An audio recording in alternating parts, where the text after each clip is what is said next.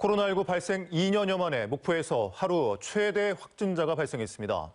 빠른 전파 속도를 감안할 때 오미크론 변이 감염 가능성이 높습니다. 김진선 기자입니다. 목포 한국병원 입원 환자와 간병인, 보호자, 영양사 등이 줄줄이 확진 판정을 받았습니다. 검사 대상 1,500여 명 가운데 700여 명에 대한 검사에서 10명이 감염된 것으로 나타났습니다. 나머지 800여 명에 대한 검사 결과는 아직 나오지 않아 확진자 규모는 더 늘어날 가능성이 큽니다. 한국병원 병동 2개가 폐쇄됐고 입원 환자 등 80여 명은 오는 14일까지 동일 집단 격리 조치됐습니다.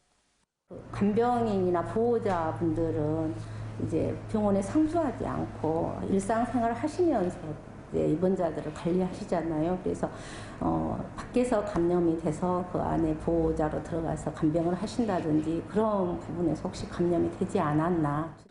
교육 현장도 위기입니다. 목포 덕인중학교와 마리아 회고에서 확진자가 발생해 학생과 교직원 전수검사가 이루어졌습니다. 앞서 항도초등학교와 백년초등학교, 목포고등학교 학생 등도 자가격리 도중 확진되기도 했습니다. 교육당국은 확진자가 발생하고 아직 방학에 들어가지 않은 학교는 원격 수업으로 전환하도록 했습니다. 하루에 33명이 확진돼 하루 최대 규모를 기록한 목포시의 코로나19 상황을 놓고 방역당국은 오미크론 변이 감염 가능성을 높게 보고 있습니다. 이미 목포에 최근 2주 동안 발생한 확진자 123명 중 5명은 오미크론 변이 감염이 확인됐고 대부분 돌파 감염이었습니다. 저희가 목포의 확진자가 많이 늘어난 부분에 대해서 오미크론 의심을 좀 하고 있어요, 저희들이.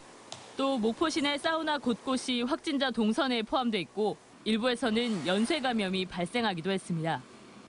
연말을 기점으로 강화된 거리 두기 효과가 나타나는 듯했던 전남 전체의 코로나19 상황도 지난 2일을 기점으로 다시 확진자 증가세가 이어지고 있습니다. MBC 뉴스 김진선입니다.